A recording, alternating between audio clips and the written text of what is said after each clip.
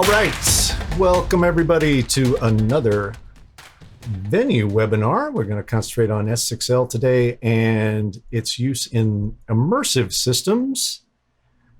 Today we're going to have a guest in, and we're going to do a little case study today. We're going to kind of, we've been talking about immersive in the lab and a few other places, and it's kind of a great talking point in the industry right now.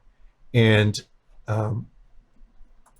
it's kind of nice to go out and see it actually in play somewhere and actually get all of that, in play and let you see it all and let you see that it's actually real out in the world. There are actually people that are doing it, and it's a pretty exciting time. So I'm going to invite in my guest here today. My guest is John Cornelius. He is the tech director at Orchard Hill Church.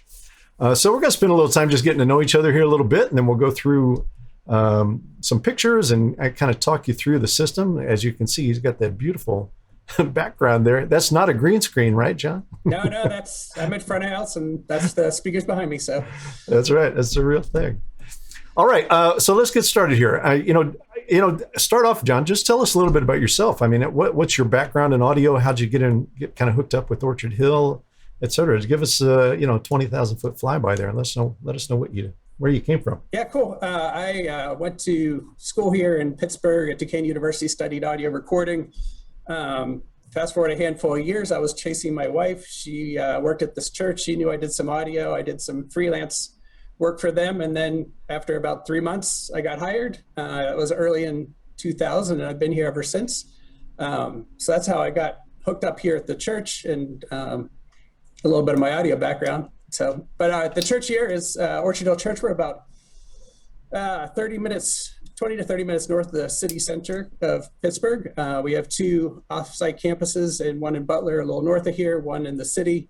This serves as the broadcast kind of origination point for those two places. We do the video teaching there, and it's been a great organization to be a part of, and just did a big remodel, which is, I guess, why we're here today.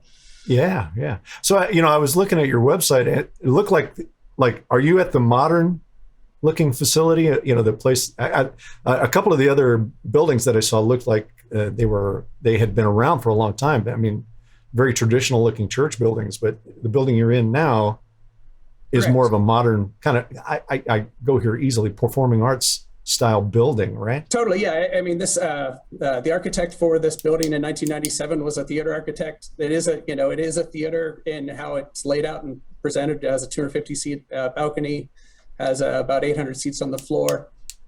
So it, and that way it is kind of like a performing arts space. And actually, that was a large part of why this remodel even came to be. Is originally it was very, very much as theater. It was laid out, straight rows. And both here on the floor and the balcony. And then we wanted to basically increase focus in all ways, both video, audio, lighting, anything that we could do. We wanted to, that was kind of the overarching big goal of this. So we did that through seating, and then, Immersive finally matured enough, and that ended up being something that ended up being intriguing, explored, and then ended up executing here in this.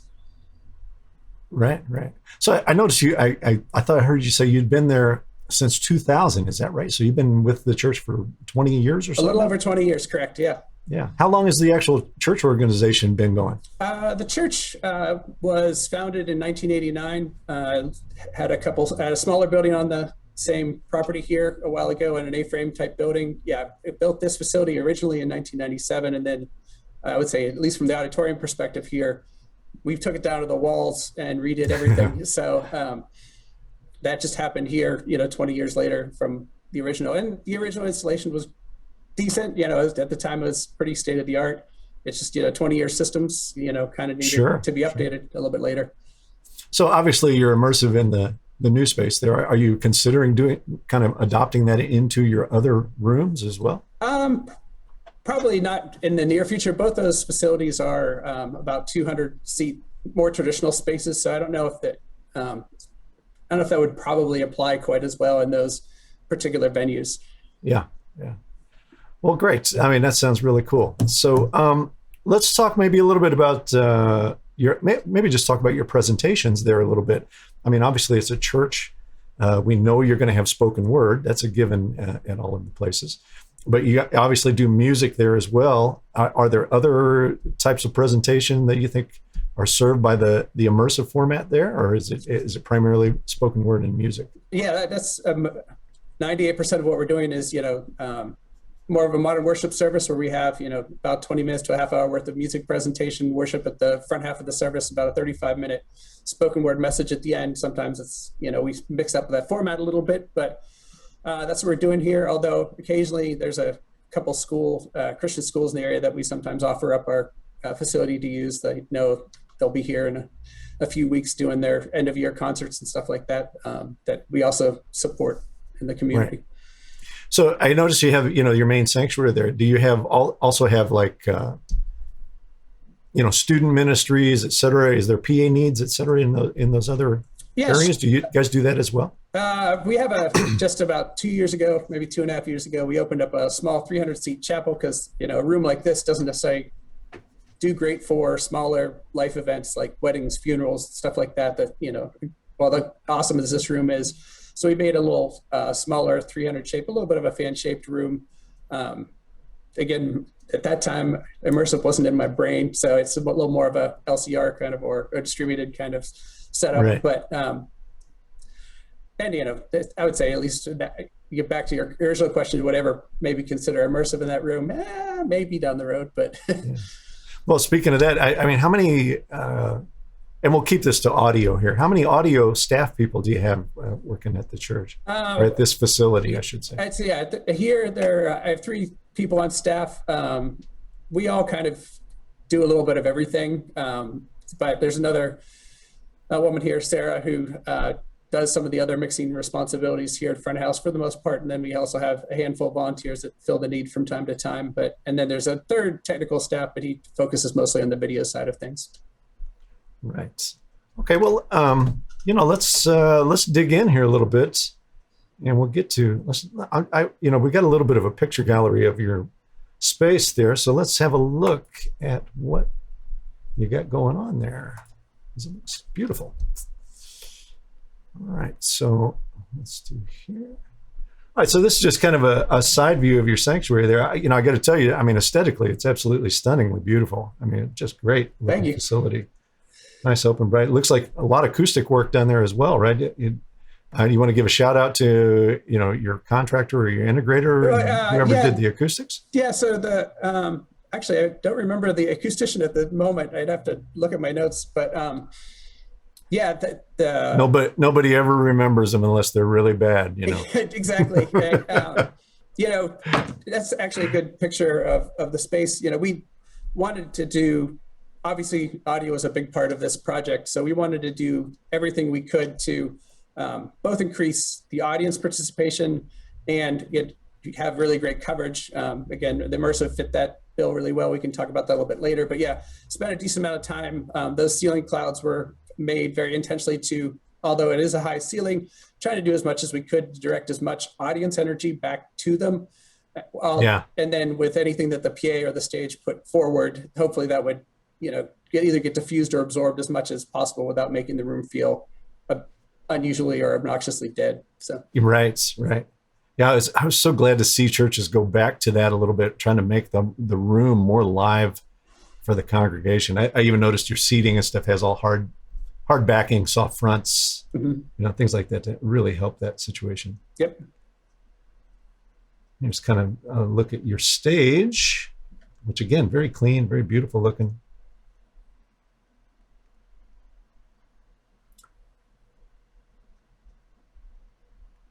All right, so let's get to the kind of the heart of the matter here. Let's talk about your PA system. So sure. You've had, you're using Acoustics, right, with Elisa. Is that correct? Correct, yep.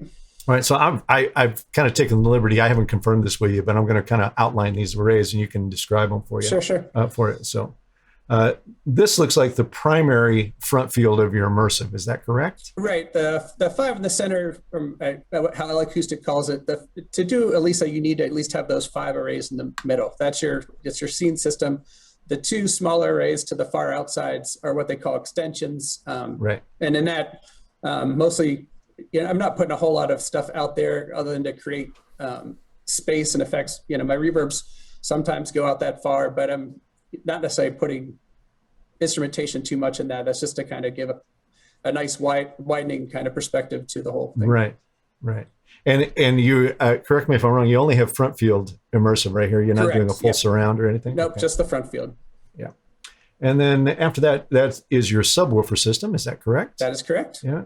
And it might just tell us what boxes you're using as well. Can you describe the boxes throughout? So in the 3 center arrays, those are Acoustics A15s. The rest of the arrays are Acoustics A10s. I am going to embarrassingly not know the subs right at the second. That's okay.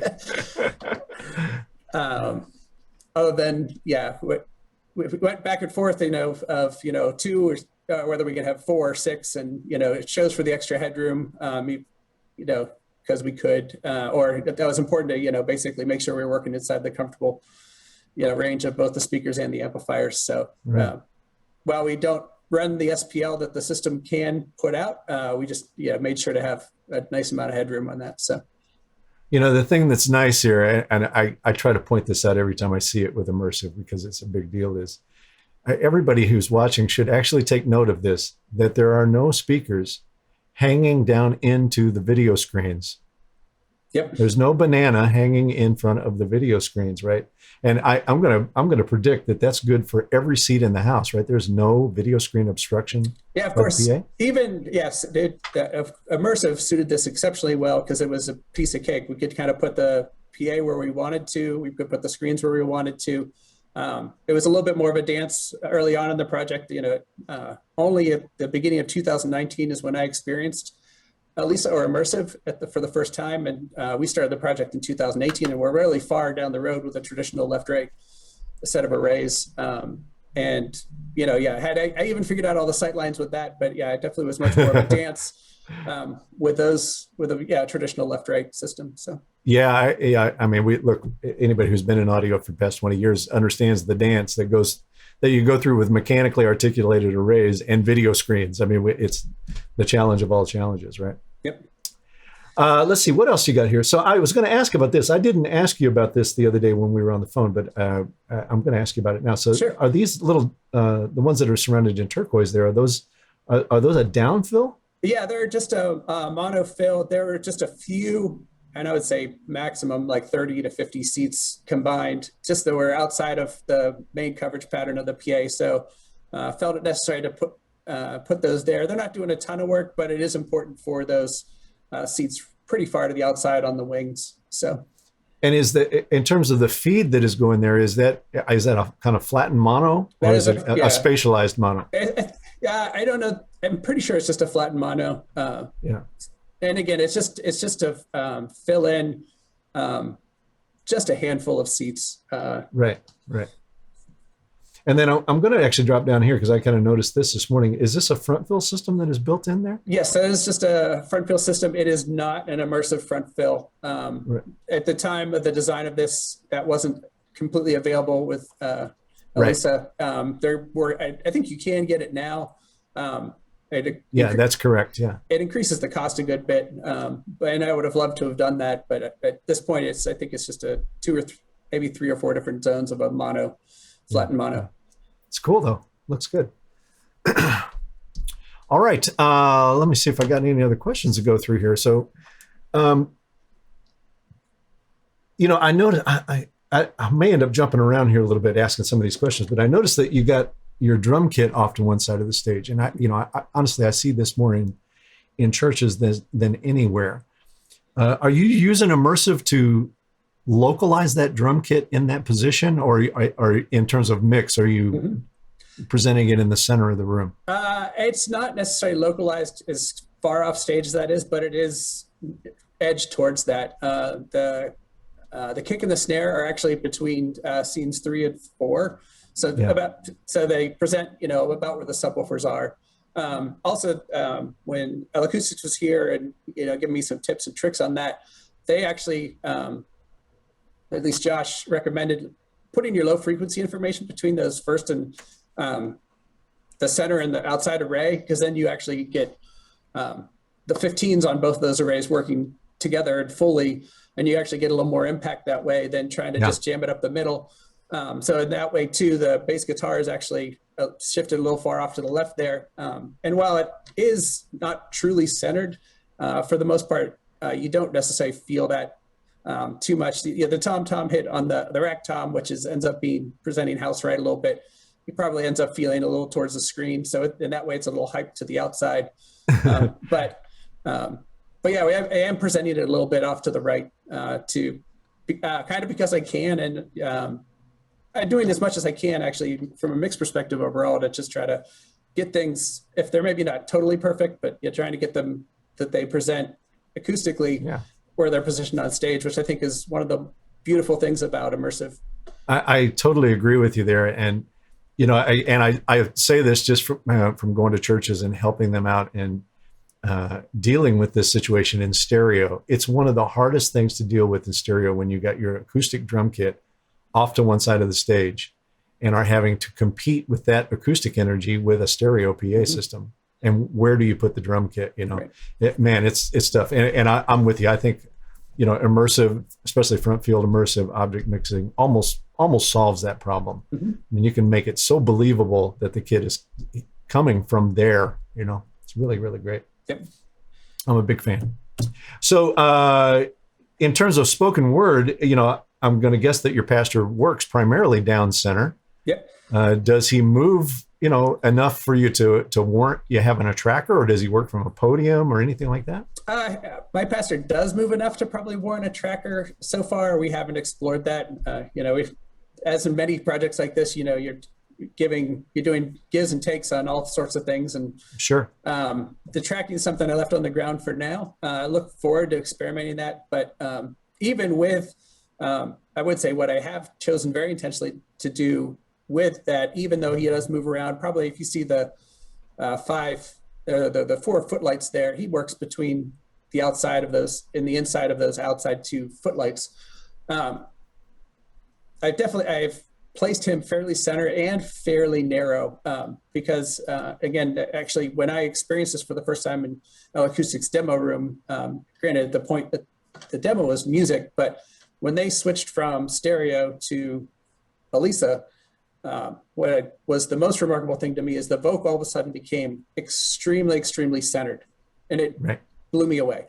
And now, of course, that felt wonderful for the music, and I thought, oh, you know, creatively, that was, wow, look at the possibilities. But also, too, I almost immediately thought, too, this is wonderful because now, of course, we have screens, we have cameras, we have lights. We can, you know, you could try to do what you can visually to support the pastor being centered. But now, for the first time ever, other than hanging a center array just for speech, which, you know, plenty of churches have done that have the budget and the time for it, now that to have the spoken word presentation to emanate from center, it's been amazing to notice how many people, also accentuated by the wrap that we did with the seats, but less people are watching pastor on iMag than were before. Because even when people would, you know, be sitting in that right section when we had straight oriented seating, you know, they would look at that screen off to their right. And also that's because the sound was coming from over there as well. So right. Now that you can take, what's exciting to me about immersive, and especially since for churches, because, you know, we spend more of our time generally in spoken word than we do in music. So nailing that part of your presentation is extremely, extremely important. So now to be able to use audio to direct people's attention, that was what sold immersive the most for me when I experienced it in the demo room. Yeah, I agree with you 100% there. The very first times that I experienced immersive in that setting, and it was with a spoken word, it wasn't necessarily in a church setting, but it was in a corporate kind of setting. I just remember having this overwhelming sense of, wow, this is the solution for the churches. This is the solution for the churches, because it's that best hybrid of kind of stereo music concepts, you know, positional music concepts, and spoken word. I mean, why would you ever go to these, you know, center clusters strictly for vocal and stereo just for music when you have this kind of thing at your option now? You know, it just seems so perfectly suited for that workflow. I was very happy to see it. I just remember thinking, wow, this is it. We made it. All right, let's move on a little bit. Let's talk a little bit about your interface here. This looks like some racks in your machine room. Yep.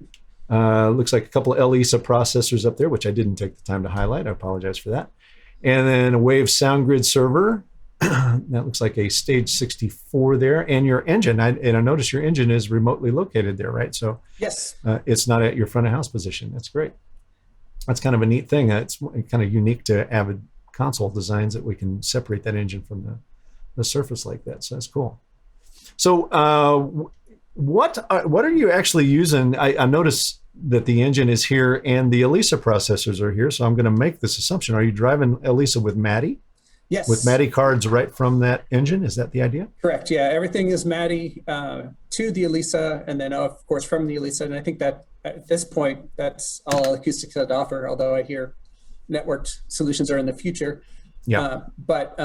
So yeah, all MADI. And then above the ELISA controller, that's kind of a little bit of the heartbeat of it all, is that Avitran audio toolbox. That's doing a lot of format conversion for us. So getting the MADI to AVB for the L-acoustics amplification so that, that was actually, we spent so many months with trying to figure out how to, get MADI in and then get to the AVB. And then I wanted to get we have some other facilities that have some Dante in it. So being able to move audio around the facility fairly effortlessly, wanted to have some sort of, small amount of Dante IO to do. So again, using that audio toolbox ended up being the perfect tool for the job, as opposed to having 3, 4, 5 different pieces of, don't get me wrong, RME, Focusrite makes some really great options, but to do the whole channel count that I was looking to do,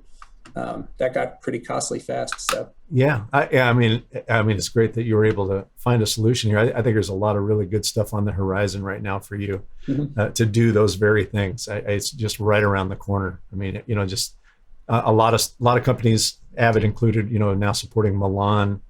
A lot of these processors are going to support Milan now, so totally. It's going to be a really great way to do it. This installation will be way easier in about 1 to 2 years. That's right. Well put. All right, let's see. Let's move on here. Maybe what do we got next? Oh, and I didn't know you were incorporating Stage 32s, but it looks like you have Stage 32s in a couple of locations as well, right? Yeah. So on stage IO is basically handled by the Stage 32s. Most of the while I would have loved to have also updated my wireless, which is in a different rack there, I still have a decent amount of analog wireless. So that's what that Stage 64 is taking in, mostly on the analog side, on the inputs, and then the outputs in that rack room are serving as the front end for our live mix, Digital Audio Labs personal monitoring system. So,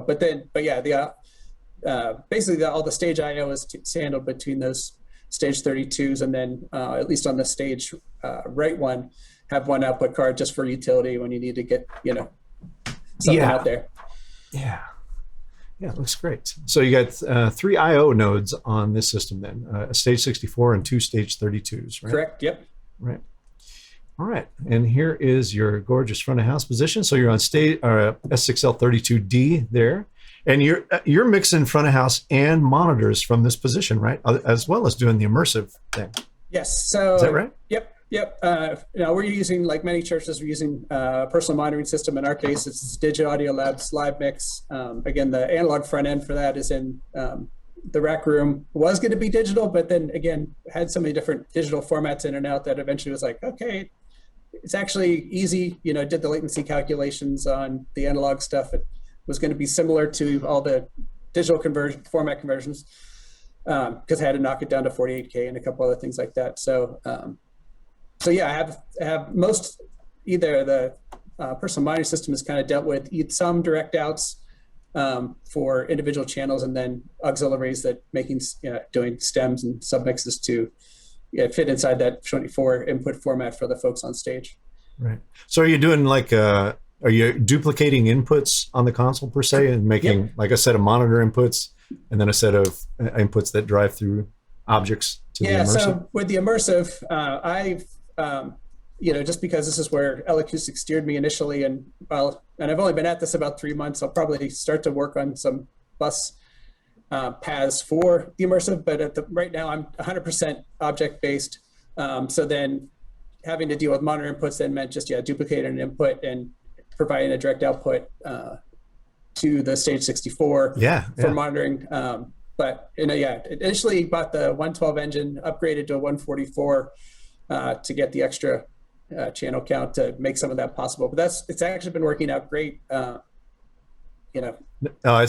such a great workflow in digital, especially for mixing front of house and monitors, just to quickly, immediately be able to, duplicate and triplicate channels as needed for monitors. It's just an absolute lifesaver in that situation. So you got your handful out there. Doing front of house mix, monitor mix, the monitor thing, it gets pretty easy because, at the end of the day, you provide 24 inputs or stems to the musicians. They kind of take care of themselves at that point. What's wonderful about, S6L, and I would even say it's, the workflow of the desk, I just have a layout that's all the monitor stuff. It just presents on one input, when I need to get to that, press a button, you're there. Everything's right in front of me. It's, just a piece of cake to kind of deal with. So right. Once I figured out the patching, it was easy to execute. And are you using, I'm going to guess you're taking advantage of the Elisa plugin that runs on S6L, right? Yep. I'm not using it I early on, put it on a lot of things and then realized I wasn't touching it on some things, but mostly on vocals and then some guitars and stuff like that I maybe want to move around from time to time, depending on the band. I think it's an interesting point. A lot of people don't realize that, they think, well, if I'm going to use objects with S6L, I have to have the plugin on. And you don't necessarily. The only reason you have the plugin on the console is so that you have access to remotely control that position of that object within the Elisa software, right? So as long as you have a direct out or any output path available for it, you can use it as an object in Elisa. Yep. How about, speaking of that, how about a virtual sound check, right? Are you doing, you're using virtual sound check? You got a recorder set up there and using that to, set some of your positioning in the immersive field? Yep. I have a Mac Mini hidden in here that's had a remote into to get started and stopped. But I've actually was on Profile before this for at least 10 to 12 years. So was well familiar with virtual sound check. And I would say it was a security blanket in this conversion, because we actually, no construction project ends when you want it to. Our first weekend was the first week of December. And of course, Christmas was right on its heels. We do a fairly decent size production. So I had to get spun up and comfortable on this fast. So, there was a lot of, we got through that first weekend, which was a little bit of a run and gun. And then, and beautifully then now had a pile of tracks to deal with, and then spend a decent amount of time just working in the shed, basically just trying to learn. Guys from Acoustics mixed the first night, I did the second night, and then after that it was like thrown in the deep end. So then it was wonderful. Virtual soundcheck was tremendous for helping me get comfortable as fast as I could, because I didn't have to experiment with an audience all the time. Well, what you just described there is a textbook use case for virtual sound check, right? That's exactly why it's around, to help that sort of thing. And I personally think it's going to be totally invaluable in immersive setups, where you're, maybe doing design, presenting ideas to an artist or, even a senior staff, et cetera, to get them to understand what's going on, let alone be able to practice with it. And because immersive in terms of output structure is way more complex than a traditional left-right. So, you don't necessarily want to be experimenting during the event, Well, and I had a great example of that I think it was last week or 2 weeks ago, where watching one of your labs, I had a couple ideas I wanted to goof around with and, experiment with for 2 or 3 hours. And some of it worked, some of it didn't, for at least how I wanted to work, and got to the end of it and was like, well, I'm not going to keep this, but the exercise was very important, and I learned a lot. So even though I didn't necessarily keep all of it. So, well, virtual sound checks is important to learn what you shouldn't do as well as what you should do. Let's see. I'm going to assume you're up on Venue 7. Are you on Venue 7 software at this point? Yeah, actually, the same thing. Unfortunately, we launched in December, and was trying to learn a bunch of stuff. I and when you guys, I can't remember when you dropped Venue 7, it was kind of mid-December. December, yeah. I desperately wanted to go to it, but, since I was in the middle of, basically a 3-week production, it didn't feel wise to switch over. But I was looking forward to so many things. And I would say, especially the tool that I've used, the one feature that was in Venue 7 that I probably latched onto the most is the parallel paths on individual channels. Because I'm doing immersive and because I've abandoned much of my bus workflow for parallel compression, say for instance, drums or stuff like that, or let's use that as an example. I'm doing that on a per channel base now because I am also presenting those inputs to the PA as individual sources too. So the parallel compression or the parallel processing on the channels has been a wonderful thing to, get the sounds I was still trying to get, but without having to, at least at this point, do it through a bus.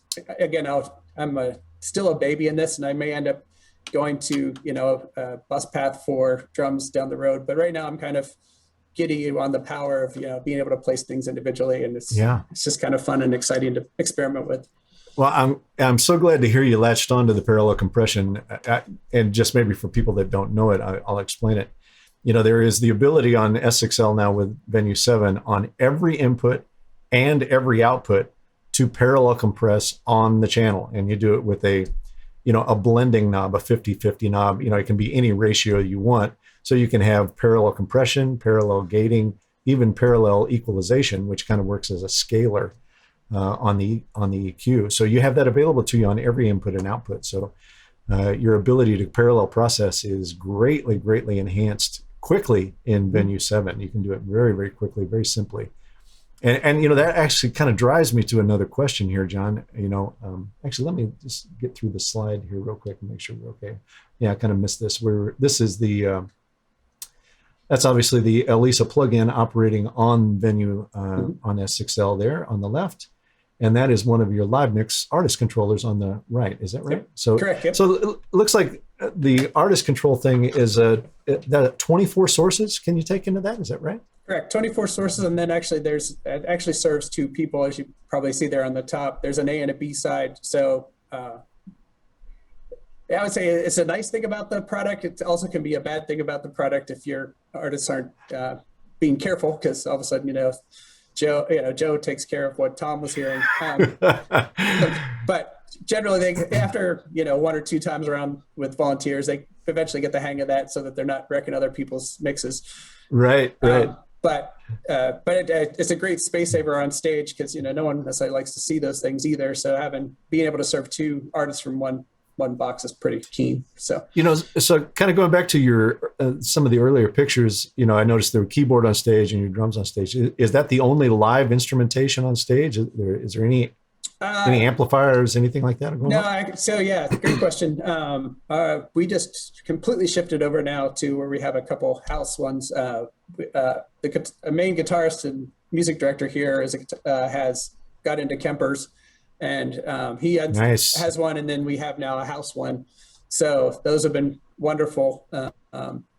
So before we had a room off stage where I would run guitar cabinets too. So we'd have some heads on stage and run long cables too. But yeah, we've been fortunately, I've been able to work with a fairly clean stage, both from acoustic sources and from, not having, large amplifier stacks or anything like that. Yeah, those Kemper models are just ridiculously good. I am so blown away by that box. Great. It's also nice too, because at least for where we are here, and we're just starting to get into that. And actually in our broadcast room, I have a little rig set up for them, for the guitarists, for the folks that are used to having amplifiers and, don't have a Kemper at home.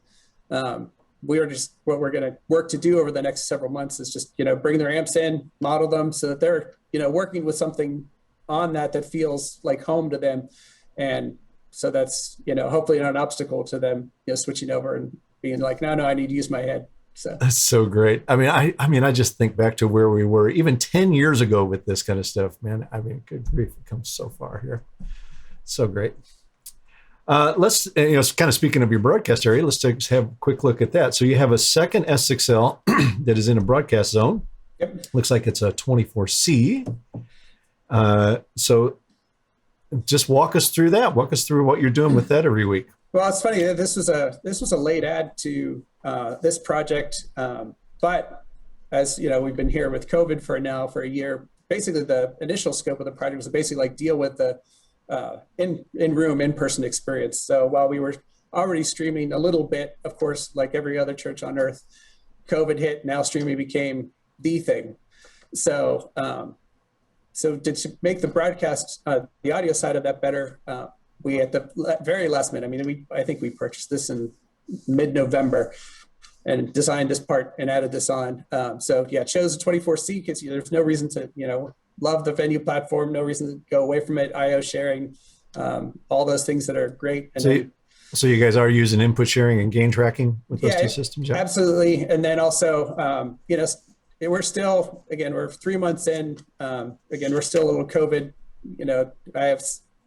we are not fully utilizing this broadcast room quite yet because, but that needs to be a volunteer position for us, and getting people spun up on that, and that people that are actually really good at that are some of our more cautious health perspective folk. So as vaccines are rolling out, we're going to be able to utilize this room a little more fully. But yeah, using the gain tracking, and then also bought an additional MADI card for the front of house S6Ls to pass audio between the two desks. So down the road might work into, maybe doing some stem mixing from front of house to see if they want to accept that, or, as we learn how to leverage that room better. Yeah, sounds great. Sounds great. Well, that's very, very cool, man. Looks really, really great. So let's let's just jump into a little bit of discussion here about, and again, I think this is where things like immersive and the technology that we have now actually complement each other so well. It's not lost on anybody that certainly even at the mixer level, we have a complexity going on in digital mixing today that is really kind of startling. And you work in an environment obviously that takes advantage of volunteers at times, and may not have the most experienced staff working the console at times. So my question to you really kind of boils down to this. Do you think this combination of digital mixing and immersive object-based mixing, do you think that has simplified it for everybody? It is my sense that it has, and should actually make it easier for someone to walk up and kind of get sounds and get going. Do you agree with that? You think that's the way we're heading? I do. And again, because of COVID, we haven't necessarily fully leaned into volunteers with this setup yet. We will be getting there very soon. I look forward to equipping volunteers or exposing volunteers that mix, because again, but you said that well, with digital mixing systems, especially if you start to use bus processing, those things can become very hidden, and people lean into a bus processor or compressor or something too hard, and they can't necessarily tell why what's happening is happening. So with object-based and immersive, it's the fader is kind of, it's pretty much all there on the fader. Right. That's kind of where I was heading with it. You push up the fader, you hear something. Right. That's got to be liberating to some degree for people that are new to it. Right. Or if you're like, here, that's overly compressed. Well, it's going to be right in front. It's going to be one of those things that's right in front of you on the strip. Right in front of you. Yeah. So that part is really great. And then just from once, it takes a afternoon to kind of, wrap your head around how this, this is working. Well, I'm not assigning it to a left-right bus and such stuff like that. But the amount of what immersive does with the amount of perceived space you have to mix into, so to speak, is really, really great. Things that take up a lot of space that can, like electric guitars, like I have them on the outsides of the space where I can leave kind of, up the middle pretty open for vocals to, increase. It's just easier to, with all those, even if you have a fairly dense mix with a handful of keyboards, a handful of electric guitars, some tracks, like it's a lot easier to kind of, with immersive, to find those little spaces to kind of put them into, and because you can make them almost as small as you want in a certain regard. And then if you want to make them huge, you can also do that well and spread them, even a mono source through 3 arrays and through the whatever magic that they're doing there with decorrelation to make that possible. But I again, it kind of gets back to, my, that feeling of, my gosh, this is an incredible solution for churches, where you have, I've been to churches where you might have 6 acoustic guitars on stage, and that idea of being able to easily separate instrumentation and immersive is so prevalent so much more pronounced than it is in a left-right mix. Like being able to create separation in the audio field that is in front of you, that is just so much easier in immersive. So again, for the inexperienced mixer, that's got to be an asset for them to be able to just kind of go, oh, let me put it over here, let me put it over here. Well, yeah, I can hear those, blah blah blah. But also, we're about 2-3 months into this. The musicians that serve here, and while they're not on stage, many of them have come up to me and it's like they're just blown away with how well you can pick out the different parts of a mix, and immersive feeds into that really, really well. And then even people that don't have the language for that, even I got a text after the last service last Sunday, where they sat in the balcony and they're just like, basically all they can say is it was so clear. That's about the only language they can come up with for that, which is great. But it is overwhelmingly, people have definitely noticed the difference. They're blown away. And yeah, one of the musician people even came up to me 2 weekends ago. He's like, wow, the decay on the cymbals is amazing. I'm like, you're even paying attention to that? Now, see, at least he didn't say, how come the cymbals are so loud? I can't hear the vocal, right? Yeah. So that's the one. All right. Well, John, this has been fantastic, man. I mean, congratulations to you guys for pulling together such a great looking system there. And I'm so glad you're having such great success with it. I think we'll probably take a few minutes here and maybe we'll open up to some Q&A and see if my compadres in the background have any questions. Hey, guys. That was awesome. Chan. Hey, man. Yeah, there's a few questions that came in, and I'll just throw them out there. John will be able to answer most of them. I would prefer that John answer most of them. So we'll start with the first one. Did you need speakers under the balcony for this? Yes, actually, that's a good question. What was wonderful about moving to immersive was the how it did change the fill systems. Yes, it was necessary. I'm right at the edge of the balcony right now. It's not exceptionally deep there. We did need some under balcony filled for people that maybe were hanging out on the back wall the last row or two. But when we were with the traditional lift right away, to cover well in the balcony, we did have a ring of smaller speakers to do balcony fill. Once we switched to, and this is actually why even immersive was a little bit possible, because at least the Acoustics solution, we lost a lot of speakers and amplifiers that we were doing for fill because the main immersive system covered all that well. So that was one of the things that at least immersive made the PA deployment in a certain regard simpler, even though it's not completely simple. But overwhelmingly what you see on the picture there is what those 7 arrays are doing 98% of the work. There's a little bit of front fill, there's a little bit under balcony fill, but on the far outsides of the rooms, they're being covered by those main front arrays. Nice, very cool. Nice stuff. Let's see. Why fly the subs instead of them being under the stage? Robert's a better systems guy than I am on this, but so I'll do my best, and then he can say what I said wrong. I think how Acoustics would answer that is it just keeps all the timing together there, so that.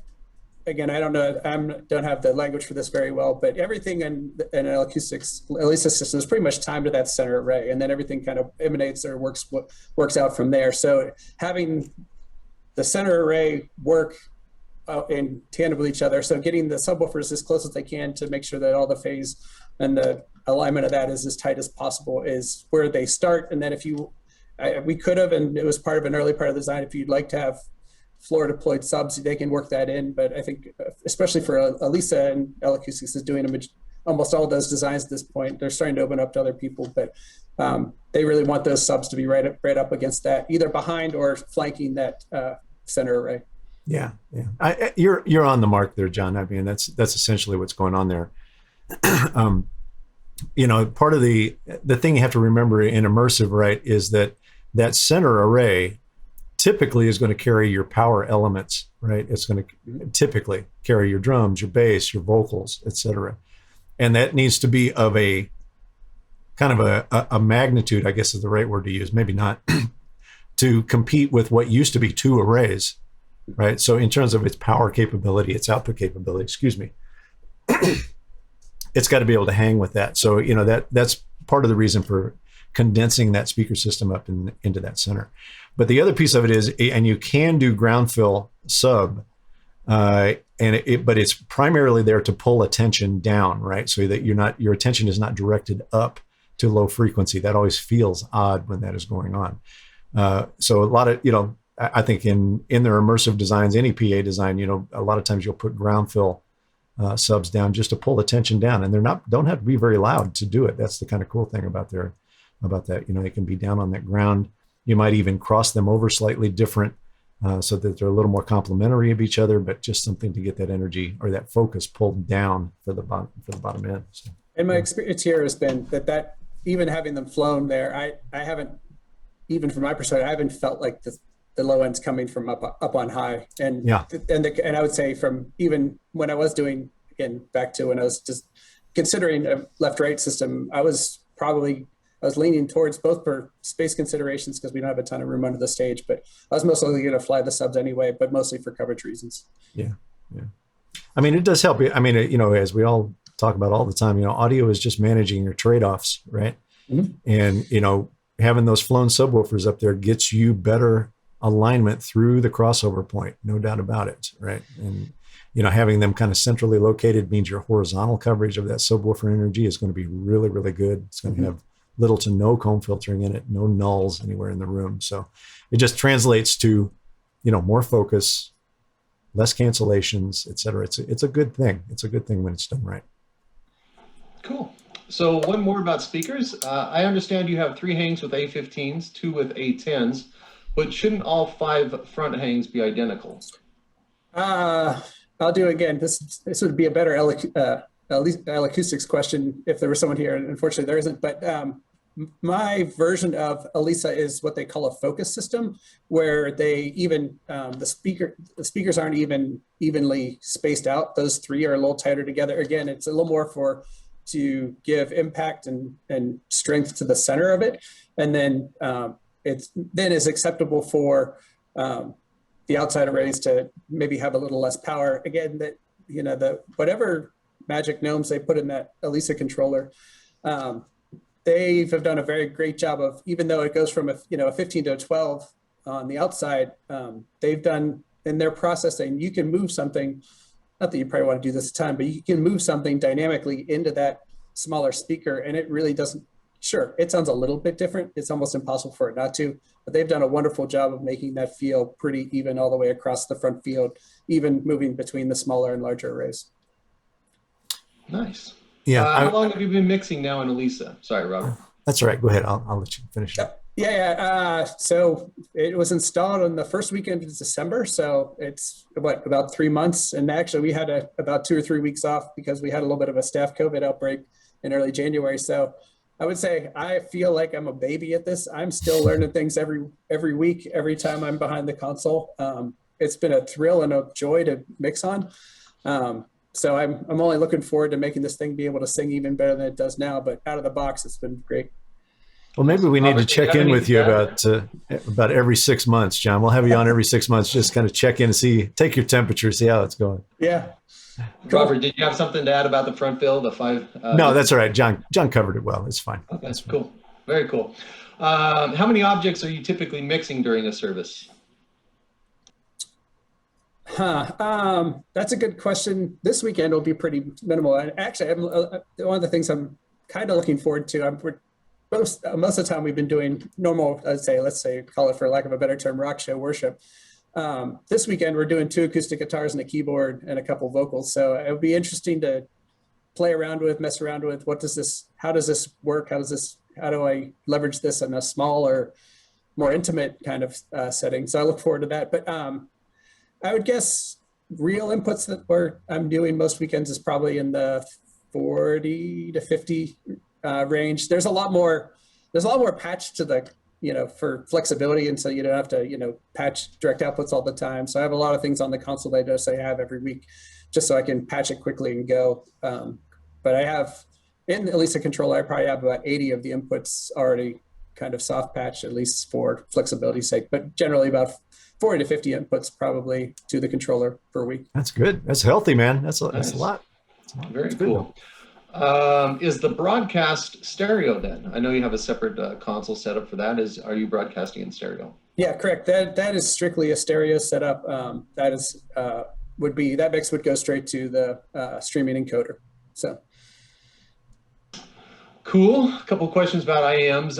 So are you using immersive IEMs? I know you talked a little bit about this, but I want to cover that again. You're using the live mix. Yeah, the live mix is just a stereo product. It's not, I can't remember what the immersive offering is. And that'd be a fun thing to mess around with, but so far it's not something. We were already using these systems in our other offsite venues and then our chapel. So kind of stuck with that for just a convenience, and when something goes down, it's easy to swap kind of perspective. And then the other thing that I like about the at least this offering, not that other manufacturers don't do it, but those mixers, like Robert showed earlier, they have they're just a remote control, basically. I mean, sure, the audio comes out of it if you're right there, but there's a D to A box that they offer, which you could just assign the output of that mixer to D to A, and then that goes into a PSM 900 wireless system. So some people are, like the drummer, the keyboard, some people that makes sense for it to be wired, but then we have 8 wireless systems that are remote controlled by those, and then get sent to the transmitter there in the rec room with a short cable run. So great. Awesome. It's good stuff, man. Really good. I don't know how are we doing on time here. How are we doing? We got a few more minutes here. We can go right to the top of the hour here if you want. Is the SXL fully loaded? That's one of them.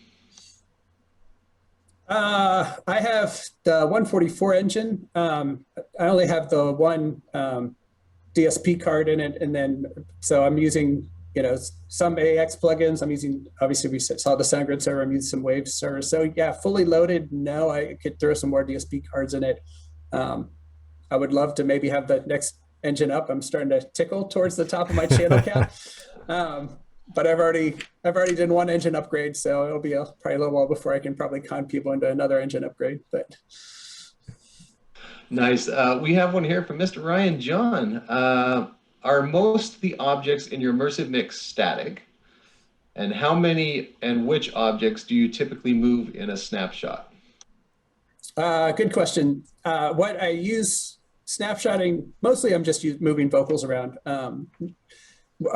My artists on stage are not generally moving in the horizontal field much. So again, tracking or moving that around much.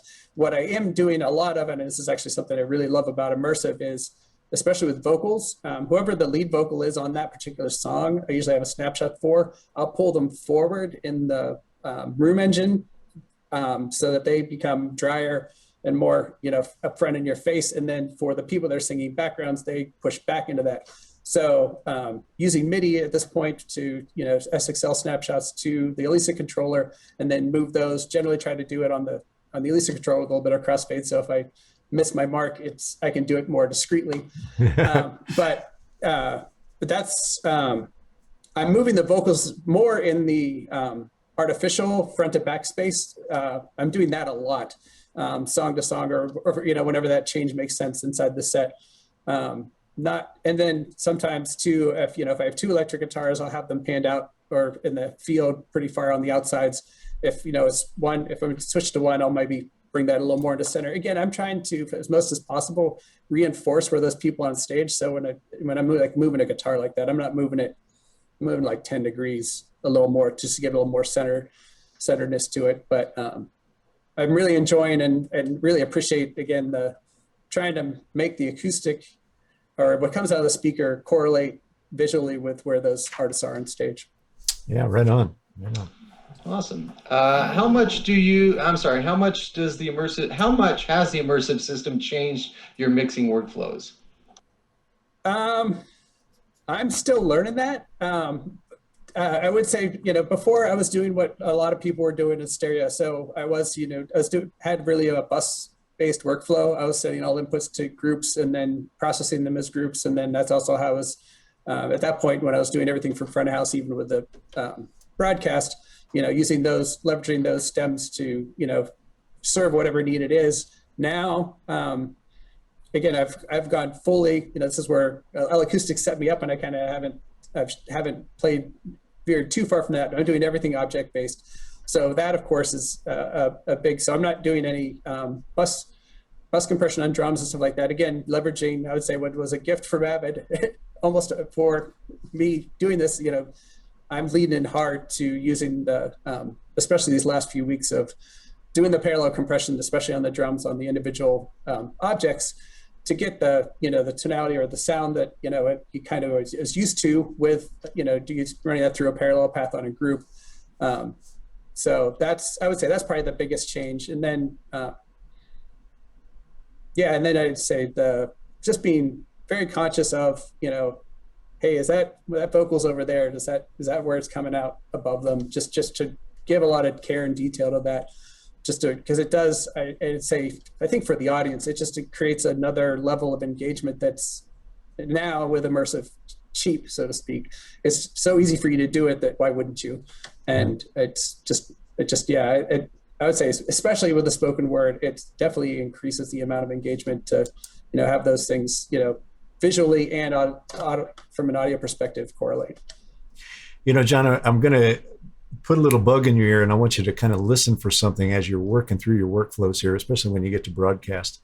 I want you to listen for how much impact mixing immersive in the room has on your ambience mics that are going to be used for your stream, right? See how that affects a stereo pair or an XY pair in a stream now, because it should be much more coherent of a recording of that ambience now, because there'd be way less comb filtering in the space now. Actually, I've already noticed that, because for me to take home every night, I've tried to. It's taken some time to kind of dial this in right, but I do have a pair of mics here at front of house, and then once I got all the timing worked out on that, it was surprising. I can run those. I can put so much more room from the microphones into the mix, right, without it destroying it. That was my anticipation. I'm glad to hear you say it. I've already felt that. On the broadcast side, again, we're still kind of figuring that out or dialing that in to perfection. But I'm sure that will be an awesome side effect when doing it on the 2-bus side of things. Right. I know. Just some of the church recordings that I've done in the past. Trying to get that audience recorded correctly and have it also be a sense of ambience. Man, it's a real challenge in so many of these churches. And primarily just because the phase response of the PA system is so suspect in places. Yep. So. All right. Well, Chant, unless we've got any other burning questions there, that's putting us right on the hour here. I think we probably should try to wrap it up here. Sounds good. John, thank you so much for coming in and sharing your experiences with us and what you got going on at Orchard Hill. That's really great stuff there. I'm really excited to see it out in the world and working. I think it's kind of the future of where we're going in sound reinforcement for sure. So thank you so much for your time. I look forward to hooking up with you again and chatting with you some more about this at some point. Thanks for joining us. You're welcome. My pleasure. Today. Thank you. Yeah. All right, everybody. We'll pull the ripcord at this point. Thanks so much for tuning in. You can look for the rebroadcast on the Avid website, I believe. I'm sure there'll be some social media blasts and some email blasts directing you to that. But thank you all for attending today. It's great having a lot of people in the room for this kind of thing. So thanks, guys. We'll see you next time. Thank you. Bye-bye.